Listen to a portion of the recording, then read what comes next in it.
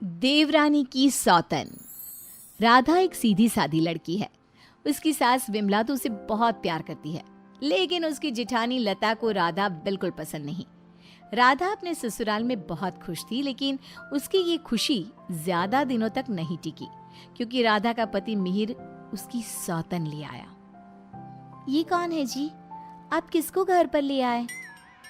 ये इस घर की नई बहू और मेरी पत्नी सोनाली है। क्या आपने दूसरी शादी कर ली? ऐसा करते हुए आपको शर्म नहीं आई? आपने एक बार भी मेरे बारे में नहीं सोचा? ये क्या बोल रहा है बेटा? तेरी पहली पत्नी के होते हुए तू दूसरी शादी कैसे कर सकता है? कौन है ये चुड़ैल? निकाल इसे यहाँ से। माँ राधा, आप दोनों एक बात समझ लो। मैंने सोनाली से शादी अपनी मर्जी से की है, वो यहीं रहेगी। और राधा, तुम्हें यहाँ रहना है तो रहो, नहीं तो निकल जाओ यहाँ से। पर सोनाली अब यहीं रहेगी। राधा को मिहिर की बात सुनकर बहुत दुख हुआ। वो रोते हुए अपने कमरे में चली गई। तभी मिहिर सोनाली को उसी कमरे में लाता है और राधा से कहता है, राधा, तुम गेस्ट रूम में शिफ्ट हो जाओ। आज से सोनाली मेरे साथ इसी रूम में रहेगी। ये क्यों इस रूम में रहेगी? ये मेरा कमरा है, आप इसे लेकर गेस्ट रूम में चले जाओ। ओह डार्लिंग, इस गवार को तुमने सर पर चढ़ा रखा है। छोड़ो ना, हम दोनों गेस्ट रूम में ही चले जाते हैं। वैसे भी इस रूम का इंटीरियर डिजाइन मुझे खास पसंद नहीं आया। ओके डार्लिंग, जैसा तुम कहो। मिहिर उसे लेकर चला जाता है और राधा कमरे में बैठकर बहुत रोती है। तभी वहां पर विमला और लता आ जाती हैं। विमला राधा को समझाती है, लेकिन लता अपनी देवरानी के जख्मों पर नमक छिड़कते हुए कहती है, राधा, जरूर तुम में ही कोई कमी होगी जो तुम्हारा पति तुम्हारे हाथ से निकल गया और तुम्हारी सौतन ले आया। मेरे पति तो बिल्कुल वैसे नहीं है। वो किसी दूसरी औरत को आंख उठाकर देखते तक नहीं है। हाँ, मेरी ही कमी है कि मैंने उन्हें भगवान की तरह पूजा, उनकी हर छोटी से छोटी बात का ख्याल रखा। मुझे नहीं पता था कि वो मेरे साथ ऐसा करेंगे। लता बहू, ये कोई समय है ऐसी बातें करने का? जाओ, राधा के लिए कुछ खाने को ले आओ। अगली सुबह सब बैठकर नाश्ता कर रहे थे। तभी सोनाली और मिहिर भी वहां आ गए। सोनाली कहती है, डार्लिंग, क्या यहाँ रोज इतना ही ऑयली ब्रेकफास्ट बनता है? मुझे इतना ऑयली खाने की आदत नहीं। सुबह कुछ हेल्दी फूड खाना चाहिए। आज तुम ये खा लो डार्लिंग, कल से तुम जो कहोगी इस घर में वही बनेगा। ओके डार्लिंग, मैं आज तुम्हें अपने हाथों से खाना खिलाऊंगी। सोनाली मिहिर को अपने हाथों से खाना खिलाती है। ये देखकर राधा को बहुत दुख होता है। उसके बाद मिहिर अपने ऑफिस चला जाता है। तब लता सोनाली से कहती है, सोनाली, कैसा लगा तुम्हें अपना ससुराल? अच्छा है, लेकिन यहाँ कोई भी मुझे पसंद नहीं करता। पसंद तो मुझे भी कोई नहीं करता। सब उस राधा के आगे पीछे ही घूमते हैं। चलो छोड़ो इन बातों को, आओ मैं तुम्हें घर दिखाती हूँ। लता सोनाली से बहुत बातें करती है। जब मिहिर घर पर नहीं होता तो दोनों आपस में घंटों बातें करती। लता और सोनाली की नजदीकियां देखकर विमला सोचती है, ये लता बहू हमेशा सोनाली से गुड़ पर चींटी की तरह क्यों चिपकी रहती है? राधा से तो कभी इसने ढंग से बात भी नहीं की। राधा भी तो इसकी देवरानी है और ये देवरानी से बोलती तक नहीं, लेकिन देवरानी की सौतन से चिपकी रहती है। विमला ये सब सोच ही रही होती है कि तभी वहां राधा आकर पूछती है, माँ जी, आज रात के खाने में क्या बनाऊं? अरे राधा, मुझसे क्या पूछ रही है? अपने पति से पूछ। मिहिर जी। राधा कुछ बोल पाती इससे पहले ही मिहिर बोल पड़ता है, माँ, मैं और सोनाली आज शाम मूवी देखने जाएंगे और डिनर भी बाहर करेंगे, तो आप हमारे लिए कुछ मत बनाना। ये बोलकर मिहिर वहां से चला जाता है। राधा रोते हुए अपनी सास से कहती है, देखा माँ जी आपने, आप ये मुझसे बात करना भी पसंद नहीं करते। ये मेरे साथ ऐसा बर्ताव करते हैं जैसे मैं इस घर में रहती ही नहीं हूँ। अरे ना ना बेटा, रो मत तू। उस सोनाली का जादू इसके सर से उतरेगा ना तो ये फिर से तुम्हारे पास ही आएगा। शाम को मिहिर सोनाली को आवाज देता है, सोनाली, सोनाली जल्दी बाहर आओ। इतनी देर करोगी तो मूवी शुरू भी हो जाएगी। ओहो डार्लिंग, तुम तो तैयार भी नहीं होने देते। देखो, कैसी लग रही हूँ मैं? हमेशा की तरह बहुत खूबसूरत। अब चलो जल्दी करो, बहुत देर हो रही है। मिहिर सोनाली के साथ चला जाता है। ये सब देखकर राधा बहुत रोती है। इसी तरह एक दिन सभी बैठकर खाना खा रहे होते हैं कि तभी मिहिर सोनाली से कहता है, सोनाली, कल मैं ऑफिस नहीं जाऊंगा, कल हम शॉपिंग पर जाएंगे। ठीक है डार्लिंग।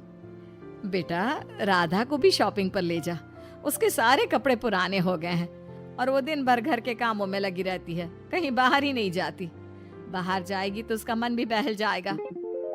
क्या कह रही हो माँ? मैं राधा को लेकर बाहर जाऊंगा? कभी नहीं। सॉरी माँ, लेकिन मेरे पास टाइम नहीं है। मैं आपको रुपया दे दूंगा, आप चली जाना उसे लेकर। बेटा, तू तो राधा को बिल्कुल भूल गया है, मगर ये याद रख, वो आज भी तेरी पत्नी है और इसी घर में रहती है। हाँ, तो वो क्यों रह रही है इस घर में? चली क्यों नहीं जाती? राधा, अगर तुम चाहो तो मैं तुम्हें तलाक दे सकता हूँ। तुम ठीक से सोच लो और अपना फैसला मुझे बता देना। बदले में जो चाहो वो मैं तुम्हें दे सकता हूँ। मिहिर की बात सुनकर राधा के ऊपर मानो बिजली सी गिर गई। इसी तरह कुछ दिन बीत गए। राधा अब बहुत दुखी और चुप चुप रहने लगी। एक रात विमला किचन की तरफ पानी लेने जा रही थी, लेकिन किचन में से बातों की आवाज सुनकर वो बाहर ही रुक गई और सोचने लगी, अरे, ये इतनी रात को कौन बातें कर रहा है? ये तो लता और सोनाली की आवाज लग रही है। ये दोनों इतनी रात को क्या बात कर रही है? ध्यान से सुनती हूँ तब पता चलेगा। वो दोनों की बात ध्यान से सुनती है।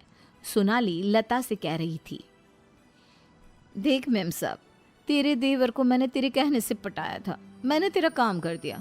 अब तू मुझे बाकी के रुपए दे दे, नहीं तो तेरे घर वालों को तेरी सारी सच्चाई बता दूंगी।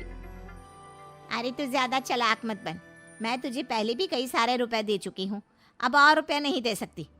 तू जैसी लड़की को इतना अच्छा घर दे दिया, इतना अच्छा पति दे दिया, और क्या चाहिए तुझे?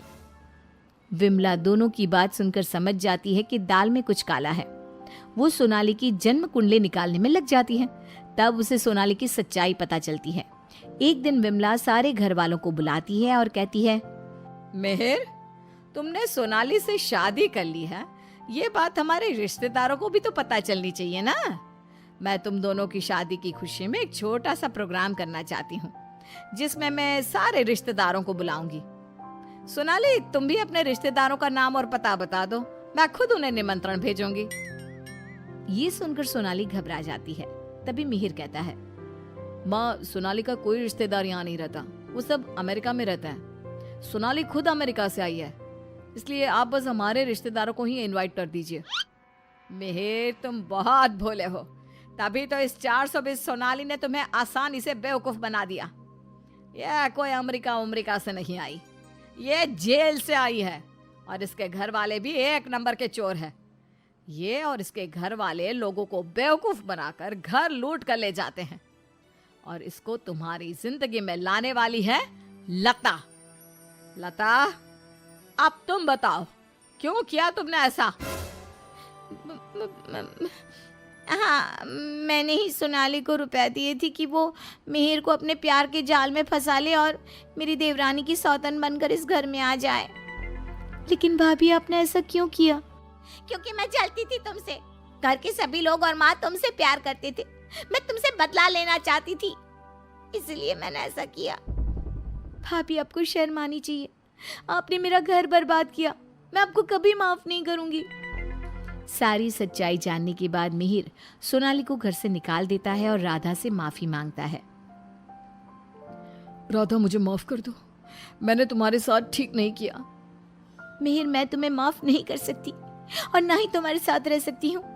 मैं जा रही हूँ ये घर छोड़कर। लेकिन राधा, इसमें मेरी क्या गलती? ये सब तो भाभी ने किया है ना, मैं तो बेकसूर हूँ। अगर सोनाली सच में अच्छी लड़की होती तो क्या तुम उसे छोड़ते? कभी नहीं। और इस बात की क्या गारंटी है कि कल तुम्हें सोनाली से अच्छी लड़की मिलेगी तो तुम दोबारा ऐसी गलती नहीं करोगे? राधा अपना सामान लेकर घर से जाने लगती है। विमला और मिहिर उसे बहुत रोकते हैं, लेकिन वो नहीं रुकती। राधा जाते जाते अपनी जिठानी से कहती है, भाभी, आप क्यों उदास खड़ी हो? आपने जो चाहा था वो तो पूरा हो गया ना। मैं जा रही हूँ हमेशा के लिए। अब आप ही इस घर की बहू हैं। अब सब आपको ही प्यार करेंगे, बस। तभी लता का पति विकास आ जाता है और कहता है, नहीं राधा, ये इस लायक नहीं कि इसे कोई प्यार करे। लता, तुम अभी इसी वक्त इस घर से निकल जाओ। मैं तुम्हें एक सेकंड भी यहाँ बर्दाश्त नहीं कर सकता। अगर मैंने तुम्हें इस घर में जगह दी तो न जाने कल तुम हमारे ऊपर कौन से दुखों का पहाड़ तोड़ दोगी। लता विकास से बहुत माफी मांगती है, लेकिन वो उसे घर से निकाल देता है। लता को इस बात का पछतावा था कि उसने अपना हंसता खेलता घर बर्बाद कर दिया। ना तो विकास अपनी पत्नी लता को माफ करता है और ना ही राधा अपने पति मिहिर को माफ करती है। बीवी हो तो ऐसी।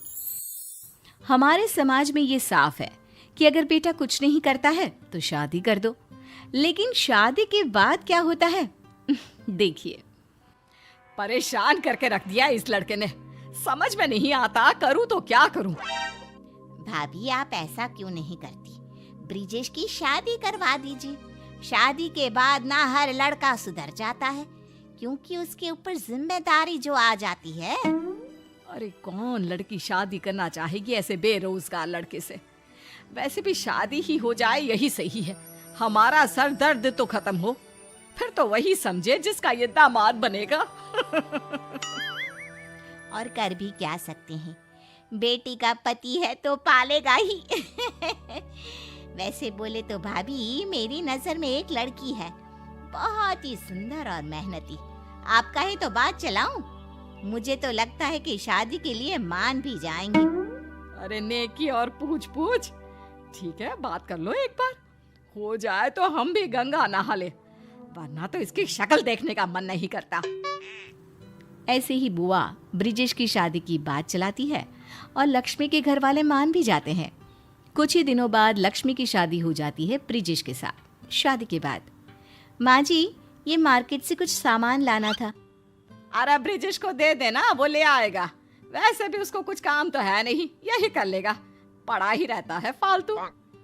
माँ जी लेकिन इनको पता भी होगा कहीं कुछ गलत चीज ले आए तो। अरे फिक्र मत कर, कुछ गलत नहीं लाएगा। भाभी, इस बेरोजगार को ऐसी चीजों का काफी एक्सपीरियंस है। और वैसे भी आप खुद ही सोच लो, नौकरी तो करता नहीं, घर पर बैठकर क्या करेगा? इसीलिए मम्मी इसे ऐसे काम करने को दे देती है। अब जो आदमी नौकरी नहीं करेगा उसको घर के काम ही तो करने पड़ेंगे ना। लक्ष्मी को ये सब सुनकर बुरा लगता है। अगले दिन, आपके घर वाले बाहर वाले, इनकी बात सुननी आपको अच्छी लगती है क्या? आप कोई नौकरी क्यों नहीं करते? नौकरी तो मैं भी करना चाहता हूँ, लेकिन मैं अपना ही कोई छोटा सा बिजनेस शुरू करना चाहता हूँ और माँ इसके लिए तैयार नहीं होती। कहती है बहुत पैसा खर्च होगा, क्या पता चले ना चले। आप लोगों ने तो कोशिश करने से पहले ही हार मान ली। अगर आपको अपना ही कोई बिजनेस शुरू करना है तो मैं आपकी मदद करूंगी। क्या सच्ची में? लेकिन कैसे? देखिए आपको पैसों की जरूरत है ना, आप कुछ पैसे माँ जी से मांगी, कुछ पैसों का इंतजाम मैं करती हूँ। शाम को ब्रिजेश अपनी माँ से पैसों की बात करने के लिए जाता है। ब्रिजेश की माँ पड़ोस की औरतों से बात कर रही होती है। माँ, आपसे कुछ बात करनी थी। हाँ तो बोल ना, यहाँ कौन सा कोई पराया बैठा है, सब अपने ही तो है, बोल क्या बात है? बोलिए ना, आप चुप क्यों खड़े हैं? अब माँ, मैंने अपना एक बिजनेस शुरू करने का सोचा है, लेकिन क्या? माँ जी उसके लिए थोड़े पैसे लगेंगे, अगर आपके पास है तो। मेरे पास नहीं है कोई पैसे वैसे। लगता है इसका अभी तक बिजनेस का भूत उतरा नहीं। तुम्हारे ऊपर पैसे लगाने से अच्छा है कि मैं पैसों को आग लगा दूं। अरे नौकरी कर जाकर। लगता है ब्रिजेश ने काम करने का मन बना लिया है। मैं तो कहती हूँ जो बोल रहा है करने दो, कहीं बाद में मन बदल गया तो। अरे कुछ नहीं, ये बस पैसे खर्च करवाएगा। बिजनेस करना इसके बस की बात नहीं, उसके लिए दिमाग चाहिए। बोल तो तुम सही रही हो, बिजनेस करना हर किसी के बस की बात नहीं। और वैसे भी कौन जाने बिजनेस चले भी या नहीं। अरे कैसी बीवी है जो पति को नौकरी के लिए भी नहीं बोल सकती। बहू तो अंदर जा और बाकी का काम कर।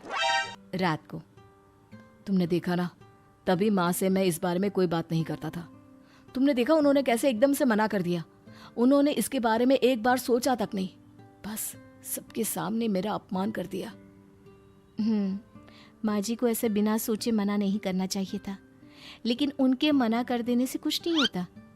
तो क्या करेंगे लक्ष्मी, मुझे तो कुछ समझ में नहीं आ रहा। बिना पैसे लगाए हम कोई भी बिजनेस शुरू नहीं कर सकते। ऐसा करते हैं, शादी के वक्त में जो गहने पहन कर आई थी उसको गिरवी रख देते हैं। इससे हमारे पैसों की परेशानी ठीक हो जाएगी। पैसों के लिए तुम्हारे गहने गिरवी रखना, मुझे ये ठीक नहीं लगता। ये गहने तुम्हारे माँ बाप ने कितने प्यार से दिए थे, और फिर माँ भी तो सच्ची कहती है, पता नहीं काम चले ना चले। लो जी, पहले ही सोच लिया कि नहीं चलेगा। मुझे तो लगता है कि आप मुझे इससे 2 गुने गहने बनवा कर देंगे ना? जरूर, तुम्हें विश्वास है तो जरूर काम चलेगा, लेकिन अगर नहीं चला तो? अरे तब की तब देख लेंगे। अब ये करते हैं कि काम के लिए तैयारी शुरू कर देते हैं। कुछ महीनों बाद ब्रिजेश का कंप्यूटर कोचिंग सेंटर बनकर तैयार हो जाता है।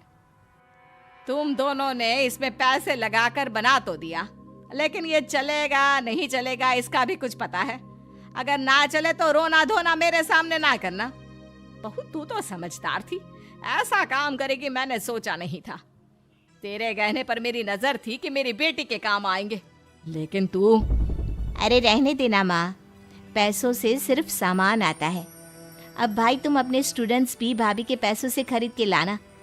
पता नहीं खोटे सिक्के पर कोई भरोसा करेगा भी या नहीं। माँ जी और मेरी प्यारी ननद, जब हम दोनों मिलकर इतना कुछ कर सकते हैं तो मुझे ये भी यकीन है कि हमारा कोचिंग सेंटर भी अच्छे से चलेगा। और नहीं चला तो आप लोगों का तो वैसे भी कुछ नहीं जाएगा। हाँ माँ, मैं इस कोचिंग सेंटर को खूब अच्छे से चलाऊंगा। मैं लक्ष्मी की उम्मीदों पर खरा उतरने की पूरी कोशिश करूंगा। अरे देखते हैं लक्ष्मी सच में तेरी जिंदगी की लक्ष्मी है या सिर्फ नाम की। इतने में आस पड़ोस की कुछ औरतें आती हैं। बधाई हो ब्रिजेश की माँ, आपके बेटे ने कोचिंग सेंटर खोल दिया। इस सेंटर को देख मेरा बेटा भी यहाँ आने की जिद कर रहा है। कहता है मुझे भी कंप्यूटर सीखना है। अब कोचिंग यहाँ खुलने से मैं निश्चिंत हूँ, उसे कंप्यूटर सीखने कहीं दूर नहीं जाना होगा। अरे ये तो बहुत अच्छा है। खुलने से पहले ही बच्चे आना शुरू हो गए। छोटू से कहना अपने साथ अपने दोस्तों को भी ले आए। हाँ हाँ क्यों नहीं, उसने अपने दोस्तों को भी बता रखा है। तो आप छोटू को परसों से भेज देना, परसों से कोचिंग सेंटर खुल जाएगा। 1 महीने बाद। माँ देखो, मैं अपनी पहली कमाई से आपके लिए ये साड़ी लाया हूँ, और ये तुम्हारे लिए लक्ष्मी। और वो कहाँ है?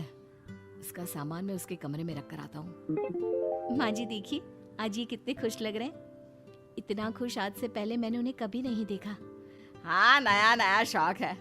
खुश क्या दिखेगा जब सारा दिन सोता रहता था। पता नहीं तेरे बाप ने क्या देखा, पर हमें क्या। मेरे पापा ने इनकी डिग्री और ये देखा कि इन्होंने पढ़ाई के लिए कभी आप लोगों से पैसे नहीं लिए। देश के सबसे अच्छे कॉलेज से स्कॉलरशिप से पढ़ाई की। माँ जी ये नौकरी नहीं करना चाहते थे, ये तो आप भी जानती थी। शादी से पहले ही मुझे इन्होंने सब कुछ बता दिया था और मुझे इन पर विश्वास था।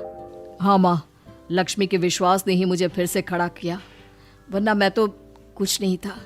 मैं तो कहता हूँ कि बीवी हो तो लक्ष्मी जैसी।